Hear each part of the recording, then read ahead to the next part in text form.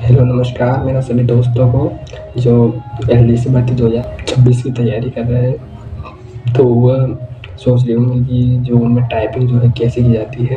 तो आप हमारी इस वीडियो में देख सकते हैं कि स्क्रीन में देख सकते हैं जो टाइपिंग होती है वो टाइम के अकॉर्डिंग आपको करनी होती है।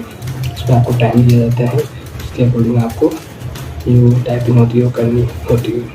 तो आप हमारी स्क्रीन पे देख सकते हैं, इस तरह से आपको टाइपिंग करनी है। वीडियो अच्छी लगे तो लाइक करें, चैनल को सब्सक्राइब करें। Thank you.